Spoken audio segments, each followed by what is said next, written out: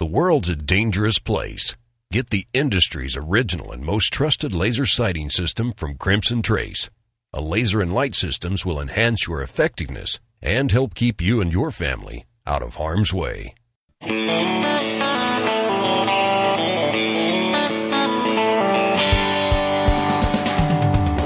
Today on Gun Talk, Tom brings you a go-to source for the gun rights info every Truth Squad member needs. And climbing ammo prices make it just plain smart to start reloading. Tom reports on range tests for using birdshot for home defense, and callers like you will add to the mix with range reports. Call now, 866-TALK-GUN. Now, stand by for Tom and lock and load. Oh man, we are rocking today. We're going to be talking about guns and loads and shooting through walls and shooting up water jugs and shooting concrete and shooting stuff. A lot of fun going on today. Hey, I'm Tom Gresham. Glad you could be with us. I spent the week out shooting video for you for our Guns and Gear and Gun Talk television shows, doing a bunch of tests, doing some interesting things. Took a couple of, one shooter, one newbie out, did a full day at the range teaching them about concealed carry. Spent a day shooting through walls that we made up, sheetrock walls, and with exterior walls, to see what goes through all of them, what stops, what over-penetrates, maybe penetrates a lot. You know, over-penetration is the word you use if it goes further than you want. But that same depth of penetration may be exactly what you want, and I guess you wouldn't call that over-penetration. That would be just right penetration, if you will. So we lined up a bunch of walls and shot through them with, rifles, shotguns, all sorts of things, different calibers, rimfires, centerfires. There were a few surprises. There were some very pleasant surprises, things where you go, that worked a lot better than I thought it would. And of course, as you know, if you've listened to any length of time, every time we mention the whole idea of using birdshot at a shotgun for self-defense, how do I say this? The web weenies pop out and say, oh, don't do that. That's not lethal. That's not a good defense round. I read it on the internet. I saw this guy on the internet. This guy has a box on the internet he shoots into. To which I always say, well, have you tested it? Well, no, but I read it on the internet. Yeah. So I kind of tentatively titled this whole episode of the radio show, the TV show rather, I saw it on the internet. So we thought we'd go test it ourselves. It's a lot of work. You got to put together a lot of stuff, but it worked out. I'll be telling you a little bit more about that as we go along, and we're going to have some news for you. Well, of course, once the show comes out, that'll be third quarter of this year. You'll be able to see it, but I'll give you the sneak preview of what happened as we go along today. Our number 866-TALK-GUN. We're open lines if you'd like to chat. Got a gun you want to tell me about, a question that you have, or you want to just kind of tell me what you're thinking, because frankly, we've got a lot of people who are, as Ray put it in an email to me, he says, I'm getting very nervous about Connecticut. Says the lawmakers are tap dancing on a minefield and refuse to see it. The scenario is right out of the old Errol Flynn, Howard Hill, Robin Hood. The governor sits in his state house castle like Prince John, sending his sheriff, the state police commander, forth to teach the upstart peasants a lesson. In this, the other anti-gun lawmakers are like the barons who enabled John Lackland to seize illegitimate power for himself and shred the rights of common people. He goes on, and this is something I've been talking about for some period of time. Most people will not stand up to tyranny. We know that. What do they say? There were about 3% of the people actually fought against the British in the American Revolution. But if you have 100,000 people in Connecticut who have not registered their magazines, their so-called assault weapons, and say, we're not gonna. And you figure, okay, 99% of them are not going to resist. But what if 1% did? That's 1,000 people. 1,000 people with guns, 1,000 people with NFA stuff, 1,000 people with full automatic. That's 1,000 people who may not have families, who may say, I have nothing to lose. And let me tell you, Ray, you're right. When you have a person who says, I have nothing to lose in defending my rights, you have a ticking time bomb in what could become violent civil disobedience. And I have been thinking about this for some period of time, and people say, oh, that's whacked. Well, I don't know. What do you think? Is it really?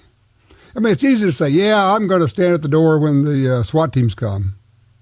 Really? Understanding what that really means? And most people are not going to. But I'm also convinced that a few people will. Some people will stand up for their rights, understanding that historically, some few people have to stand in front of the tanks in Tiananmen Square. I don't know. I'd love to get your take on that. Have I gone off the deep end here? 866-TALK-GUN. Let's talk to Bill. He's in Houston on line 3. Hey, Bill, what's happening? How are you, Tom? I'm good. You buying ammo? Yes. Well, I've actually bought some last year during the panic period, and all they had left was steel brass. This is in for the 5.56. Now, I've heard that steel brass will eventually, run your chamber over time. I've heard rumors of that, or is that just something the Rangers are saying so they don't have to pick through them for reloads? I mean, what's your opinion on that? I think once you hit the 1,000,000-round mark, you're going to wear that gun out. Okay. So somewhere between 1 million and 2 million rounds, you're probably going to have to buy another gun. And it's a shame of it. They just don't last forever like they used to. No, in other words, I am not worried. I don't think that steel case ammo is going to be an issue for you. Frankly, you will shoot out a barrel before you get to that point. And the beautiful part is that, you know what you do then? You get a new barrel. Big deal. And that's not a factor of shooting out the barrel because you're shooting steel case ammo. You're just shooting out the barrel because you shoot a lot. So I wouldn't worry about it. I'd use it. There are a lot of people who have steel case ammo.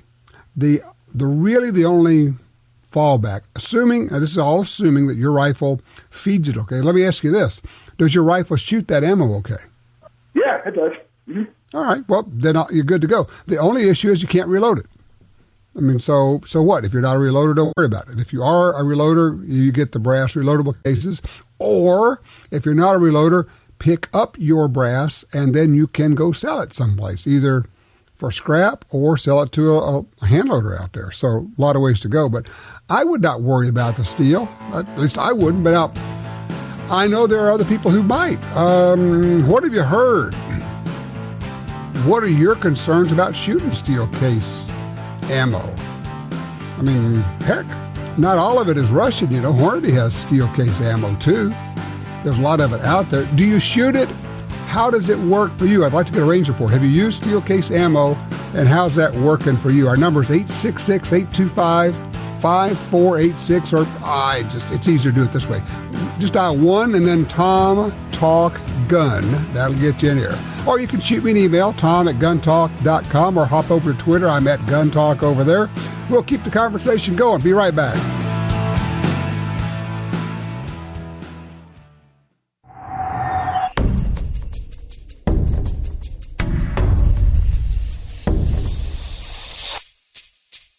The Smith & Wesson Bodyguards. Carry more comfortably, walk more confidently. When it comes to personal protection, nothing beats a Bodyguard.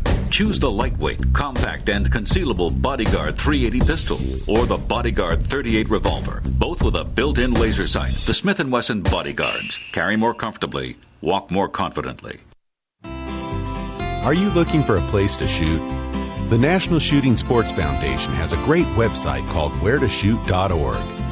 It's the largest database of shooting ranges on the internet. It's also a great resource for shooters where you can find video tips, printable targets, and a lot more. Find it online at wheretoshoot.org. And while you're there, download their free iPhone app. That's wheretoshoot.org. The .45 Auto, also known as the 1911, is the standard other defensive pistols are measured against. No matter what pistol you carry, techniques developed around the 1911 are vital. You know you need training, and you know your concealed carry class definitely was not training. Now Gun Talk presents an exciting DVD, Fighting with the 1911 with Tiger McKee. Tiger's unique training style will have you drawing, moving, shooting, and running your gun better, no matter what style pistol you prefer. At ShopGunTalk.com, you can order our DVDs of Tiger's instruction. ShopGunTalk.com also has a 2-DVD set, including Concealed Carry 1. Get both for the information you know you need. This really is life and death.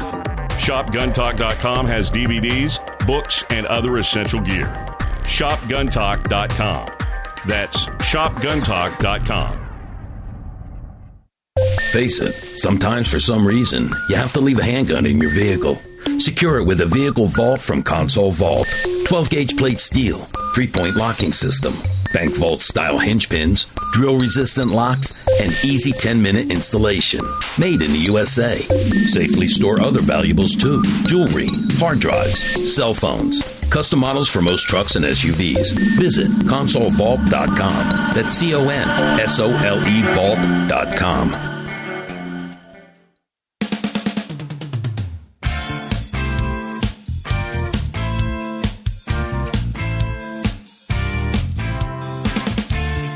Questions? Comments? Please email Tom at guntalk.com. During the show, you can call Tom at 866-TOM-TALK-GUN. Now, back to Gun Talk. All right, 866-TALK-GUN will get you in. Don't forget also we have the Gun Talk giveaway going on. Go to guntalk.com/win, and you can enter for a chance to win. I think it's the last week. Enter for a chance to win a giveaway from the folks at Gun Vault. Basically anything that they make, you can just choose whatever one you like. You can get a vault for your SUV, for your truck. You can get one for the wall vault. Just take a look at their website, Console Vault. It's Console Vault is the folks who are giving this away. So good products, by the way. But you can't win, obviously, if you don't enter. You got to go to guntalk.com/win. Rick's on line 3, Fort Smith, Arkansas. Hello, Rick. You're a steel case ammo user. Yes, sir, I am. I've been shooting it for about 10 years, and there are a couple of brands I don't particularly like. They don't really shoot good, but the Silver Bear 62 grain shoots fantastic out of my Colt AR. I've got an H-bar, and at 300 yards, you can group 2 inches all day long. Son of a gun. Now, which ones have not worked well for you? Well, the reason the ones that haven't worked well, some of the Wolf is really, really dirty. Right. And the accuracy, it's probably 4 or 5 inches at 250 yards, 300 yards. Okay, that's not going to get it done. Fantastic. Silver Bear, okay. So steel case ammo, not a problem for you? No, not at all. Now, let me ask you. Wear and tear on the AR. Well, that's just going to ask. That's where I was going to go with. Thank you, because people say, well, that steel is harder. It's going to wear your gun out. And I'm thinking, I don't know that that's going to happen. So give me an idea. How long have you been shooting this stuff? Oh, about 10 years. And you haven't seen any unusual wear? No, I've never. Well, now, I don't go out and just blast. We usually go out and try to shoot for fun, see if we can hit the tightest group. And right. I have no trouble at all with it. What kind of groups are you getting at 300 yards with an AR? About 2 inches if I'm shooting on the bench. If I really put my mind to it, one of the guys out there, a friend of mine, shoots about an inch at 300 yards. Wow. I can't quite get that good. But it's for those who haven't figured that out, for those that haven't done the math on it, that is a 1/3 minute of angle. That's shooting into the .3s at 100 yards to get an inch at 300 yards. Once again, if there's anybody out there who still holds on to the idea that the modern sporting rifle, i.e. the AR-15, is not an accurate rifle, I think you just figured that one out for us, Rick. Thank you for the call, sir. I appreciate that. Oh, I'm sorry. Bring Rick back up there. What's that, Rick? I said, if they think it's not an accurate rifle, that just means they haven't tried it. There you go. That takes care of it. Let's appreciate that call. Ray is on line 2 out of Amarillo, Texas. Hey, Ray, what you doing? Hello. Yeah, I have a 1866, I think 66. That's the oldest patent number on it. And the newest is 1880. It's just a family heirloom. It's not a collectible resale or anything. The buttstock's been broke off of it and missing. I don't know where it went. It was my wife's father's gun. This is a Marlin? Marlin. Yeah. And it's rusting real bad. And the gunsmiths, the two I've talked to, said just grit your teeth and hit the buffing wheel. Just take it down to clean metal. But I was wondering if there was solvent out there. I've got some knocker loose and stuff like that that I've got here that would help dissolve. What would be the best thing to help dissolve that rust? Right. There's something called naval jelly. You ever heard of that? Oh, yeah. All right. Naval jelly is a rust dissolver, they call it. It's actually, I see that Loctite brand has it out now. You can get this stuff off of the Brownells website. You could try that, depending on how much is on there. If it's light rust, one of the things I advise is using like 4.0 steel wool and a gun oil, and you can take rust off. But it sounds like you've got more than just light rust on there. Gotcha. It's not real thick. It was just in a few spots on the receiver and everything. And I'm going to replace the stock and the forestock and everything, get it up. The action is real tight and smooth. The barrel's pitted a little bit, but not bad. It's just this outside corrosion and not a... Well, here's what I would do. If it were me, you want to start with the least aggressive method first. So I would start with some 4.0 steel wool and just any good oil you have, gun oil, 3-in-1 oil, something. Just put it on there and just rub it by hand. Just work. Use elbow grease. See what that does for you. And if it's, if you can get there using that, it's not really going to affect the rest of the gun. Now, let me ask you, is there any bluing left on this gun? No. Okay. So, well, you're taking it down to the metal anyway, so we're really not particularly worried about harming the bluing. Yeah, I would not use that. By the way, WD-40 is not. I don't consider WD-40 a lube, just for everybody to understand. I don't consider it an oil. I don't consider it a lube. WD-40 is a displacement. It's good if you want to displace water. I don't think there's any other use for it. I mean, yeah, it will eliminate squeaks, but so will water. So I wouldn't. I'm just not a fan of putting WD-40 on guns at all. But any kind of good gun oil, I'd try that. Try the naval jelly, and then if you just can't get it any other way, then I think you may be looking at a buffing wheel. But when you get to that, it's like every other power tool. You have the potential for really screwing things up in a hurry with a power tool. So I just be real careful with that. Ray, I wish you luck with it, sir. Jim is on one. He's in Nebraska. Hey, Jim, what does this say here? Reloading steel cases? What are you doing? No, I did not say that. I don't even shoot steel cases. But wasn't one reason that brass cases were used was because of the expansion would grip the inside of a chamber? And on that reloading steel cases, doesn't RCBS make a set of dies specifically to reload steel cases? They may, I don't know, but it's the other side of the expansion that's the issue. This is my understanding now, so don't hold me to this because I'm not a metallurgist and I'm sure not a ballistician. But I think one of the issues is, the beauty of brass is it expands and fills the chamber, and then it springs back. Steel, on the other hand, expands and fills the chamber, but doesn't spring back. So this is where we're reaching down into the foggy recesses of my brain, and I may have this 180 degrees wrong, but I think that's what I remember. So if RCBS is, in fact, if they have dies for loading steel cases, well, you know what? I'm not even going to speculate on that. I don't know because I haven't seen that they do. They may very well, but my understanding was that the steel cases didn't spring back, and so the resizing would be the issue. So maybe they've addressed that with a set of dies. I don't know. Jim, did you see a listing or an ad for RCBS dies for reloading steel cases? I don't know. We must have lost Jim there. Okay. Tell you what, if anybody knows about reloading steel cases, give us a holler. I'd like to know a little bit more about that because that's kind of interesting. We'll be talking about reloading shotgun shells here before too long. Let me give you just a little taste of what we did this week. Went out to the range. We had walls. Actually, what we did is we took 4x8 sheets of sheets of sheetrock, cut them in half so we could make 4x4 walls. We put them up on 2x4s so that we had a piece of sheetrock, a 2x4 air space, and then a piece of sheetrock. And then the next wall behind that was the same thing. And then the third wall was sheetrock and then insulation, like you'd have on an exterior wall, and then T111 siding on the back side of it. No studs in the middle, because otherwise it would not have been consistent. We would have the same resistance every time. And we had these maybe 10 feet apart. And we would shoot into the first wall and then track it and see if it went through and if it went through the second wall and if it went through the third wall. Trying to find out what penetrates, because people are always asking, hey, I want to use this load or this cartridge or that rifle or whatever for home defense, but I'm worried about it going through the walls.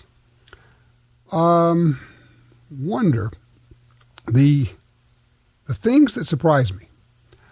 First off was that 22 rimfire from either a rifle or a handgun went through all the walls.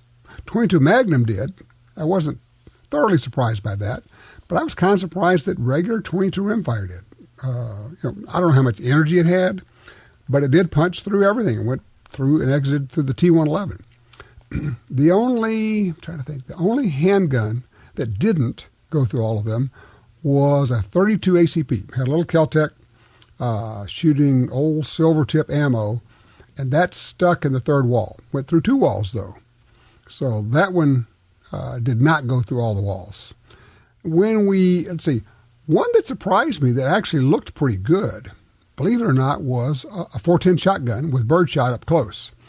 That blew a hole in the first wall and then did not go through the second wall. But when we used the 410 shotgun with that Winchester PDX ammo, man, that stuff blew through everything. Those little discs went through the whole deal. Hey, when we come back, we'll be talking a little bit more about reloading. We're going to talk about shotgun loading with Shawn Wozniack from MEC Reloaders. If you thought about getting into reloading, especially saving some money with shotguns, we'll be talking about that. It's a great time to call if you got a question about that. 866-TALK-GUN. 866-TALK-GUN. We'll be reloading shotguns. Have you taken your family, friends, and kids shooting lately? You're listening to Tom Gresham's Gun Talk, and we'll be right back.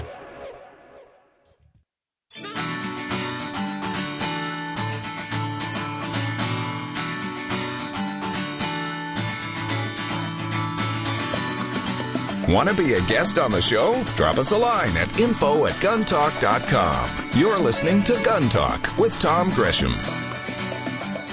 All right, 866-TALK-GUN will get you in here. It's real simple. Or just dial 1-TOM-TALK-GUN. We were talking about, actually had several questions about reloading in the first part of the show. And it just worked out well because we already had lined up. We were going to be talking about reloading. We have Shawn Wozniack from MEC Reloaders joining us right now. Hey, Shawn, how you doing? Good. How are you doing today? Excellent. Now, MEC Reloaders makes loaders for shot shells, right? Correct. Okay. I mean, also, you got into the clay target throwers game, and so you're doing that as well. I'm looking at your website. By the way, nice job on the redo of the website, by the way. It's MEC Reloaders. It's now MECShootingSports.com. Cool. Correct. We did a little bit of rebranding since we brought the clay target machines into the market, and just thought it'd be more actually well-rounded for the company. It's interesting. I'm looking at the clay targets, the throwers. There are a lot of people who would like to throw targets, but they probably have done what I've done. We got those ones that you crank by hand, and I told somebody, it seems to me they're always trying to fling themselves into pieces. You know what I mean? I do. I've been there. I mean, they're jumping all over the place. You're trying to strap it down or bolt it to a tire or something like that, and they're out of balance. And honestly, some of them are, people say, well, they don't cost much. Yes, I know. They're cheap. I get it. And they are literally flinging themselves to pieces. But you've got some pretty cool stuff here. I'm looking, and these are the kind of things that somebody could just take out into a field to have them for themselves. So these are like, not necessarily for clubs, although you have that too. Well, The current product line is more so on the commercial side. We do have some stuff in the works to come out on the consumer side, but nothing in detail yet. Okay. The We machines, can't, go ahead. no, so we can't talk about that one yet then. Not yet.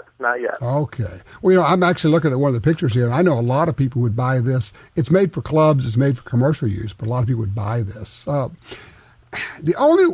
enough to say the only way you get better in shooting clay targets is to shoot a lot of clay targets? It's besides even shooting. I mean, that's everything in life. The more you practice, the more efficient you become in what you're trying to accomplish. And I'm looking at this, and I'm just kind of looking over you what MEC's doing. You actually make it possible for people to get better at what they're doing. You make it possible for people to shoot less expensively. The loaders, of course, I don't know what your number you've used, but I've always used about a 40% number. I figure you can load ammo for roughly 40% of what it costs you to buy good quality ammo, not the promotional cheap stuff. Mm-hmm. That's a good percentage to go off of, especially, I mean, right now, prices have been going up and down, and basic availability of product has been a bit of issue with customers. Yeah, good point. What's it cost to get started? If I said, okay, I've never reloaded before, I want to start loading shot shells, what's it going to cost me to get a basic kit from MEC? If you do our 600 Junior, it's one of our single-stage machines and hands down our number one selling machine. To get in the game, machine price is about $175, and then you have to look at your components, what's going into it. The hulls are free. You can pick those up at your local gun club or shooting range. Right. Your primers, which have been running about $35 to $41 per thousand. Okay. Mega Shot, which has been ranging. That's the biggest dependent. Mega Shot's been $39 to $50 depending on where you're at. Mm-hmm. Case of wads, which is basically 5,000. You're looking cheap. at about $75 to $130. So it just depending on the mix and then your powder. Right. Now, one of the things you mentioned lead being the most expensive component, and it is. It goes up and down, and we have figured out a long time ago now that you can still break targets and bring down birds with less lead. You don't need an ounce and a quarter. You don't need an ounce and an eighth. In many cases, you don't even need an ounce. You can shoot with 3/4 of an ounce or 7/8 of an ounce of shot in a 12 gauge and break targets all day long, right? That is correct. And that's kind of how the market's been trending right now. It went from ounce and eighth to an ounce, and now the 7/8 is becoming more popular, and even 3/4 ounce is becoming popular itself. And by doing that, now here's the weird part. You'll have more fun because you have less recoil, but you're also going, it sounds counterproductive, you're going to use less shot and you're going to break more targets, and the reason you're going to break more targets is the less recoil. That does make sense. I mean, we, especially in the youth market, we have younger, smaller frame individuals coming out and shooting. They can't handle that recoil. So if we can download a shell, teach them the correct, basically, technique, they enjoy the sport and also break targets while doing it. And if you're a competitive shooter, over the course of shooting all day long, if you are less fatigued at the end, that could be worth a couple of targets, and that could be the difference between winning and going home not happy. Correct. So I encourage everybody to think in terms of lighter shot charges in their shotgun shells. So, all right, so you start 600 Junior. Now, what's the first progressive loader? We do offer a 650. That's the first one on the progressive line. Basically, it does not have resizing capability, which a lot of shooters do like because they're shooting the volume. They're shooting in semi-autos. Right. So they would like resizing capability. That would step you up to the 85-67 grabber. Basically, same idea as a 650, except in the first station we have resizing capability. Our number one progressive is our 9000 GN model, and that is a manual machine that auto indexes by itself. Now you've got a little factory going. Correct. And if you wanted to take it a little further, we offer a 9000H, which is a hydraulic machine, very similar to the 9000 GN auto indexes, but it's ran with a foot pedal and pump and motor. And I know a lot of people, shooting buddies, who will go in together and buy one of these progressives, either the manual or the powered automatic one. The idea being that you're not going to run it all the time, and 2 or 3 of you could go together, share expenses, and get together, for lack of a better term, have a reloading party. Correct. And guys do it. They'll chip in together, and they basically take turns. And it's kind of an excuse for them to get out of the house and get together and hang out and not get in trouble while doing it. Well, it becomes its own hobby. All right, so the new website is called MECShootingSports.com, right? Yes, sir. Okay, anything else we need to know about what's new from MEC? New from MEC, nothing too much right now. Basically, it's the show and shoot season, so we're finishing up with a few shows, and we've already been traveling to a few shoots around the U.S., so it's basically just gearing up, and look for us to be out on the range with you. There you go. And if you're not sure about it, you're thinking about getting into reloading, go to the website. It's MECShootingSports.com. They got all the information you need to know, how to do it, how to get into it, what you need, the whole drill. So there you go. Shawn, thank you so much. Love working with the guys at MEC. I mean, talk about people who make good products. Holy cow, good stuff. 866-TALK-GUN. When we come back, we'll be talking about shooting through walls, shooting water jugs, what penetrates, what doesn't, and what actually works.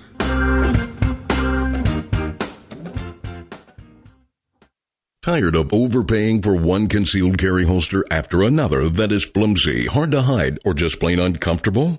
At Alien Gear Holsters, less than $30 gets you a professional quality holster that's super stealthy and ultra comfortable. Every Alien Gear holster is backed by a forever warranty, a 30-day test drive, and free shell trades for life in case you buy a different gun. AlienGearHolsters.com. AlienGearHolsters.com. In the field or on the range, you need a trigger you can trust. For over 60 years, Timney triggers have been trusted by hunters and shooters everywhere. A Timney trigger could mean the difference between a great shot and a miss. Timney triggers are proudly made in the USA and come with a lifetime warranty. To order, go to TimneyTriggers.com. That's TIMNEY Triggers.com. Hi, I'm Tom Gresham. For more than 40 years, I've been watching an environmental disaster in my backyard, and it actually impacts all sportsmen in America. I'm talking about the massive loss of land on the Louisiana coastline. The U.S. Geological Survey said the swamps and marshes of coastal Louisiana are among the nation's most fragile and valuable wetlands. That land is disappearing. The Mississippi River Delta hosts as many as 10 million ducks and geese every winter. These are birds which migrate northward through the states, all the way to Canada. The wetlands of the Delta support some of America's best fresh and saltwater fishing. And here's the deal. The wetlands of the Mississippi River Delta are disappearing at a rate of 1 football field every hour. 1 football field every hour. Gone. We can reconnect the river with its wetlands and restore the Delta, but we need your help. Please visit vanishingparadise.org. That's vanishingparadise.org. So you want to shoot clay targets, maybe some skeet or trap? Sure, but ammo's hard to find. So load your own ammo, as generations have done with MEC Reloaders. Save money and discover a fun hobby. It's simple, and you can customize loads for different kinds of shooting. Always have ammo on hand. Stock up when there's nothing in the stores. Get started now. Visit MECReloaders.com. That's MECReloaders.com.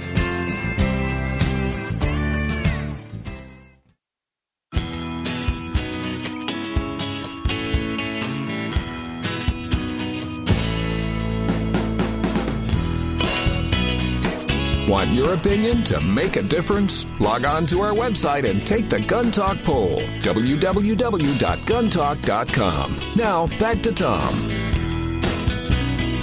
I mentioned we were doing some testing, shooting through walls, shooting through water, shooting different things this week. Had Chris Serino with us. Chris is helping us out on Guns and Gear and Gun Talk TV this year. You probably know him from his appearances on Top Shot's show. And Chris just sent me a text and says, I'm listening to your show right now. So he said, well, you're not going to get off that easy, partner. You're going to get on the show. So we got Chris Serino joining us right now. How you doing, man? Hey, I heard you. I'm well. I heard you talking about the testing, and I thought I'd let you know I was listening so you didn't lie about anything. How much fun was that? Oh, that was great fun. It was great fun. It was really eye-opening, and of course the weather was perfect for it. So anytime you get to shoot guns out in the weather and shoot things up, it's fun. And we shot, I guess, I would say of the things we shot, there were really only 2 or 3 surprises. I mentioned the 22 rimfire. The performance of 9mm FMJ versus expanding bullets in water. You might talk about the penetration there. That was interesting. Yeah, I'll tell you what. I would have thought 3, maybe 4 jugs of water with a full metal jacket, and definitely some deformity in the bullet. But that sucker went all the way through 6 and was in the 6th jug, sitting there as pretty as it needed to be reloaded right then and there. I mean, we could have put it right back in a bullet. Yeah, we pulled this full metal jacket bullet out. It had rifling marks on it, but other than that, you could reload it and shoot it. Yeah, it could have been shot again. Now, the other one that was really impressive, I don't know if you want to mention the manufacturer, but that hollow point shooting was Barnes. That was the Barnes bullet, and it was the PDX 9mm, and it went through 2 jugs, ended up in the 3rd, and it was perfect, and it was an absolute picture-perfect expansion. And that's just about the right amount of penetration you're looking for, isn't it? Well, other than, getting stinky old ballistic gelatin out, and I don't know how else you could do it. Water's always good because after all, the human body is, I think, 80% water. Mm-hmm. It's about as close as we can get for the expense. It was great. Right. It was perfect. Ballistic gelatin's a pain. All right, when we went to the 223, that was interesting because you had one that you thought was going to work well, and turned out you were right. Yeah, I really thought that I thought for sure that the 40 grain was going to be a great home defense round out of the 223 because it would deliver all its energy into its primary target. Of course, we're just shooting at plywood or what was that? Sheetrock. Sheetrock. Yeah. We're just shooting at the sheetrock walls, and it really did a good job. But, large chunks of that really did penetrate a little further than I thought. But what surprised me was that 77 grain bullet that you're fond of. And that, although it did go all the way through, boy, it came apart, and it didn't really go through like I thought it would. I thought it would just burn through it like butter all the way out of the house. That thing was going sideways. We got the perfect impression of a sideways bullet going through sheetrock, didn't we? Yep, and it broke up into 2 pieces, which was surprising again to me. And the energy that it came out of the house with, really, I thought it would just burn through in one giant piece, but it didn't, which was surprising.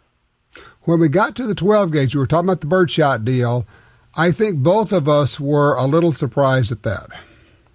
Well, I'll tell you what, the birdshot, I thought when you left 15 feet, well, shooting the house walls was great because it went through one wall clean, ended up into the second wall, and it didn't really go further. But the wad carried through a little bit, which I would take a wad as opposed to a 223 round penetrating a wall. Right. But when we shot the water with the 12 gauge, everybody's going to be surprised to see what that did at the distance. It was really interesting. And we tried it at like 5 feet off the muzzle and then 10 feet and then kept backing up. We ended up, 30 feet or so for the further shot, something like 25, 30 feet? We did. It was 30 feet where we stopped, and that was with a short-barreled, not short, but probably 18-inch cylinder shotgun barrel, which really blew my mind.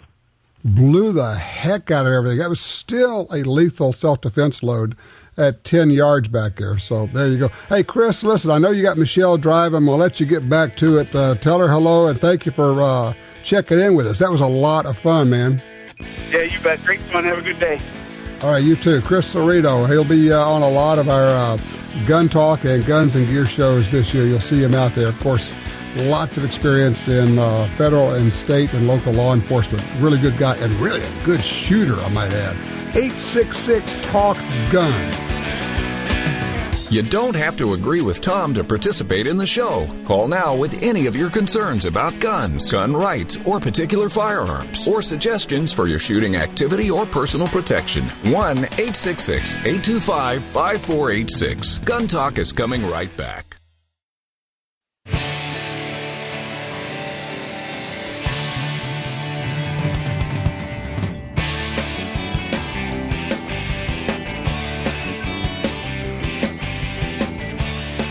All right, some of this stuff you really cannot make up. This guy has a tattoo on his hip, just about where you would stick your gun, and it is of a pistol. So he goes outside, some workers are making a whole bunch of noise. He goes outside, yells at him, he's not wearing his shirt, and says, "Hey, knock that off, get off my property." Goes back inside, continues taking his nap. He is awakened by the SWAT team banging on his door, demanding he comes out because it's been called in that a man has a gun. He comes out, and they see that he has not a gun, but a tattoo of a gun. So, it's kind of a no harm, no foul, except for the fact that the SWAT team was called out and, man with a gun deal.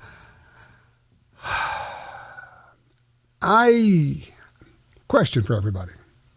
I hear police say all the time, well, we got a call of a guy with a gun, so we have to go out.